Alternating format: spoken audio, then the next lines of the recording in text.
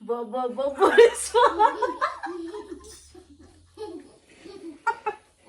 Angawagi magwakalagi Haurakpam oibana Nungsibinang thamoiduna Sunduna thambiramle aibo Ado haite namjabne ngasi de hoi cameraman da leidrebugo aide haite ha sem sabse aduna Hello Masih aku ni game ni bukan ada challenge ni betul mesti game aja asal pun ni kan mana adum cani boleh ada bukan tu di isai tu marak tu kisah na sudah bukan mami ngah hobi tu in hobi hari zaman hobi hari tu marak tu idum isai makko oi tu marak tu idum sakna raga ai na in hobi na isai ni dah nang sah tu ni ba anak tinggi ni dah kalau tinggi ni ada salah pun lep tu ni ba Ano mana itu aja?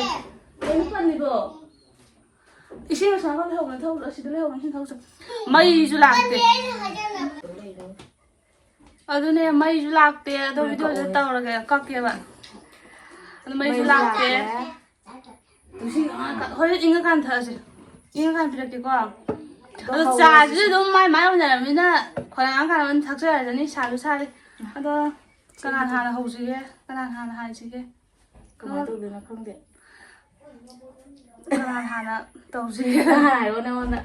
Hana sahaja tu. Hana sahaja ba. Tong cai dia tu. Halo. Halo.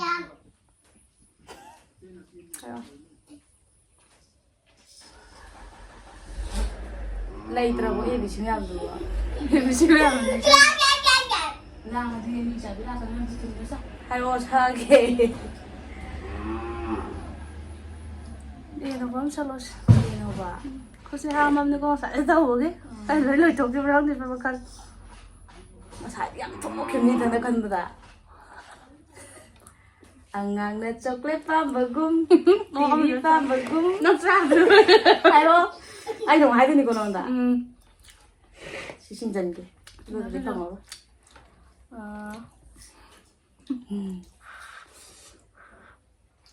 Kira apa?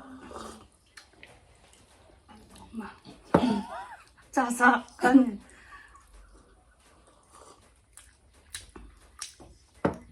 Mà tiền số tâm trạng này hay quá không thì thôi này kia nhìn này kia nó bé đi kia mặc đồ kia thôi hay sao đấy nha lắm nó khơi sang tốt rồi mấy cái còn phải phát tập ra lấy cái sắp ra cái ta không đâu năng nổ đá rồi nè ai là mà chúng thế này hello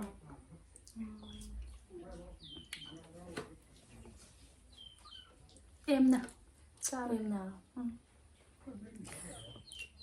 mami sabi mang delip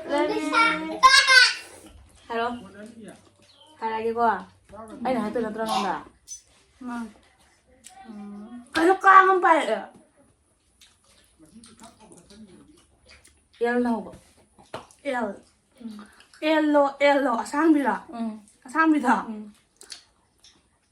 lấy nó nhện mà thì quá đi rồi xin lỗi cái đi làm sao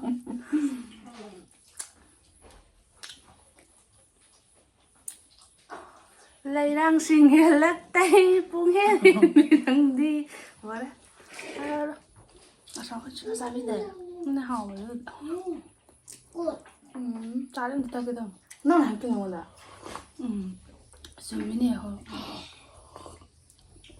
trên gì đâu bì nào sao bì nào bà từ từ nào đó đây là sao rồi vì nấu lấy đi để hắn sao lo được không thể sao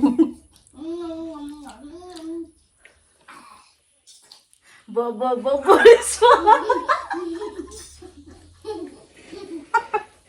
ang awagi matsa Boris boy ay ko để mấy để thứ đâu thôi hay rồi vậy anh là hai đứa này không đã hay là bên này nào tính cái đâu rồi 너무 위험하다. 좀 짧은 내가 못 들었대.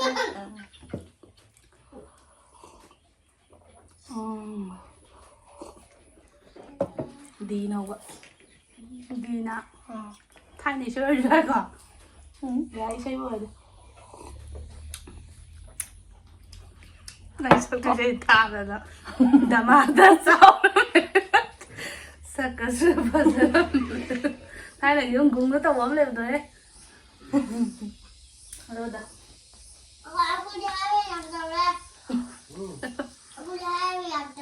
Không sao rồi đi. Hai rồi. Nắng nào tôi nè. Rồi mới lại có một đồng. Tôi có. Không. Đi nào. Gì nè. Không. Ilang tao ba na chơi. Không. Nắng nào tôi nè. Đây, nó tại anh hai tôi nè. Đi nào mà nắng hai không đã. Hai rồi anh được thôi. Ngang ra được được à? Xa rồi nè. Cho sự em tao nữa đâu. Chúng ta ra được. Cái anh hai nhé.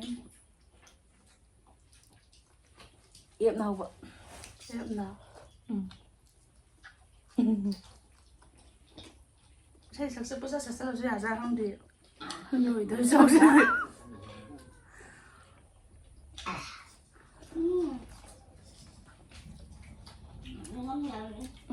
Anh ra đây. Hai độ hề. 2,000 years later. Phăng lên rồi. Hai cái lối xem lên đây mà các tao ấy trời ạ. Hai cái lối này bóng tờ em. Hai độ. Dạ rồi hả? Chị đây là lối trở lớn. Năm thật. Anh nói tôi nhé. Ngon đấy.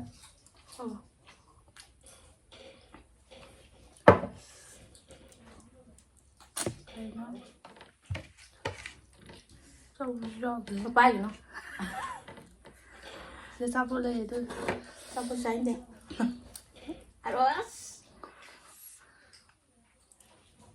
em chỉ mẹ xin làm tới đây có luôn cái lù tao mai thằng tí xin nó mình là cái tao ấy nó chạy đến nó liền chạy Trai.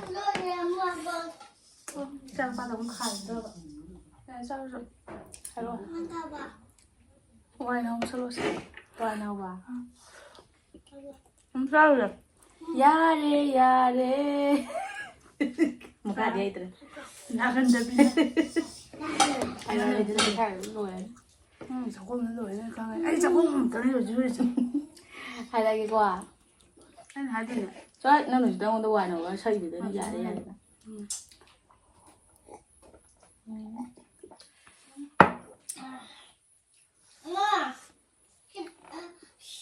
Khi nào vai hai rồi bạn?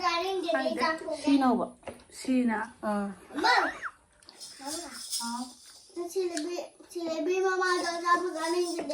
thôi chơi ma là lỗi Thì đâu nó có. Sao? xin à xin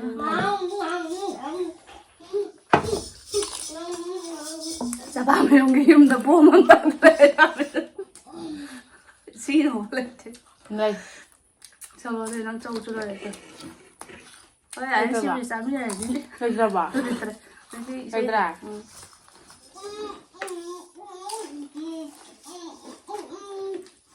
Rồi là vì nàng đi xăm lá ăn đó là gì vậy? Anh thấy nó làm sọc lên thế. Mà nó tè em nó nhầm đấy. Cái này thế hệ ta cả đôi. Hello. Mà không sao lên đâu ạ. Sao nó? Sao thế này? Sao thế này? Sao được sinh sống ở Đài Loan? Ai còn tên rồi? Đang nào đấy rồi. Ai còn xin nào hoài. Đi nó mà sao? Đi nào hoài. Sao cái trong con như hầu bá trời. Em hầu em bật cái thầm nó. Đi nào hoài. Ngoài trời chỗ. Đi đang câu bơ nè. Sao cần gì vậy? Sao các bạn? Ở dưới nó này, sao cơ được?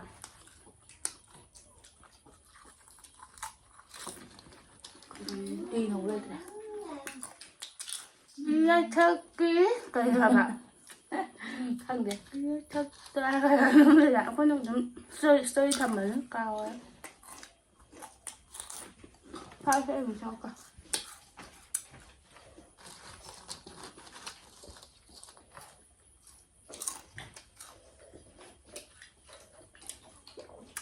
ꯌꯥꯝ ꯍꯥꯎꯋꯦ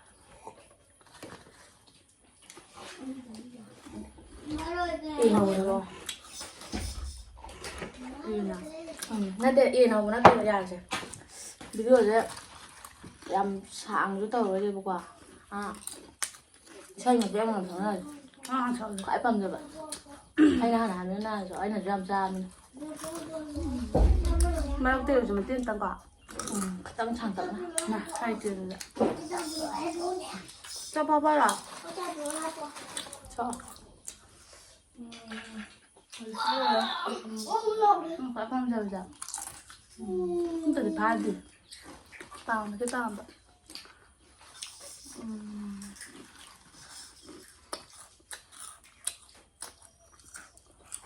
ꯍꯜꯂꯣꯅꯦ ꯏꯁꯩ ꯑꯃ ꯐꯥꯗꯣꯏꯅ ꯐꯥꯗꯦ ꯐꯥꯗꯦ ꯀꯥꯏ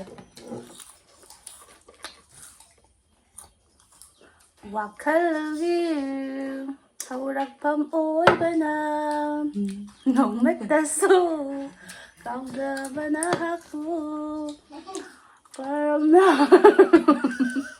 ꯌꯥꯔꯦ ꯀꯔꯤ ꯏꯁꯩ ꯈꯨꯁꯛꯅꯣ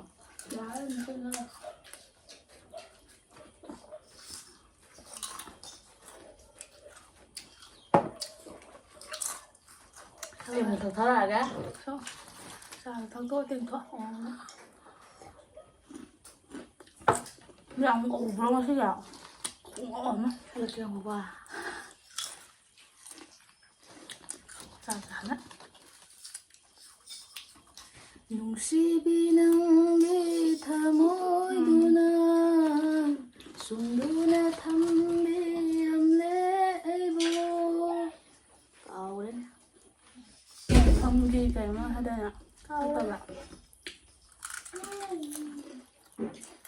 ꯑꯁ ꯏꯁꯩꯒ ꯇꯥꯔ ꯀꯨꯏꯔꯦꯗ ꯅꯣꯡꯉꯥꯜ ꯃꯇꯝ ꯊꯕꯛꯇꯣ ꯇꯧ ꯂꯩꯔꯕꯅꯤꯅ ꯃꯧ ꯑꯣꯏꯔꯕꯅꯤꯅ ꯃꯊꯥꯒ ꯊꯕꯛ ꯈꯔ ꯃꯊꯥ ꯁꯥꯔ ꯀꯥꯟꯁꯤꯗ ꯑꯗꯣ ꯚꯤꯗꯤꯑꯣꯁꯦ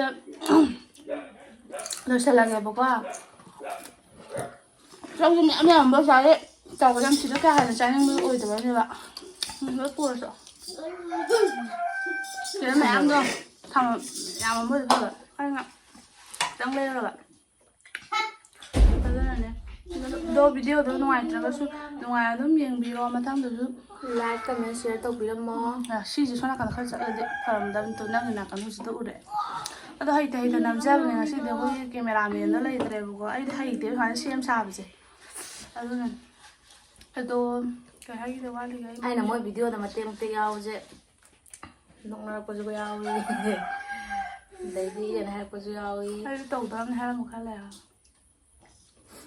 ꯃꯇꯝ ꯂꯦꯟꯐꯝ ꯈꯪꯗꯦ ꯍꯥꯏꯕ ꯌꯨꯝꯗ ꯂꯩꯕ ꯈꯔ ꯊꯥꯒꯠꯂꯛꯇꯤ ꯇꯧꯗ꯭ꯔꯕꯅꯤ ꯍꯥꯏꯔ ꯈꯪꯈꯠꯂꯛꯑꯦ ꯂꯣꯏꯁꯤꯜꯂꯗ꯭ꯔꯣ ꯂꯣꯏꯁꯤꯜꯂꯒꯦ ꯂꯣꯏꯔꯒꯦ ꯑꯗꯨꯗꯤ ꯆꯧꯁꯨ ꯑꯩꯅ ꯈꯔꯗꯤ ꯌꯥꯝ ꯆꯥꯔꯦ ꯑꯩ ꯃꯉꯣꯟꯗ ꯆꯥꯛꯈꯣꯝ ꯑꯃꯗꯤ ꯆꯥꯗꯦ ꯈꯤꯇꯪ ꯈꯛꯇ ꯍꯧꯖꯔꯒꯁꯨ ꯑꯗꯨꯝ ꯌꯥꯝꯃꯤꯅꯦꯕ ꯑꯗꯣ ꯑꯩꯅ ꯚꯤꯗꯤꯑꯣꯗ ꯆꯥꯔꯦ ꯌꯥꯝꯗꯅ ꯎꯕ ꯋꯥꯅꯦꯕ ꯑꯗꯨꯝ ꯄ꯭ꯂꯦꯠꯁꯤꯡꯗꯤ ꯑꯩꯅ ꯊꯜꯂꯦ ꯆꯥꯔꯦ ꯃꯥ ꯂꯩꯍꯧꯔꯦ ꯑꯗꯣ ꯂꯣꯏꯁꯤꯜꯂꯒꯦ ꯃꯌꯥꯝ ꯕꯥꯏ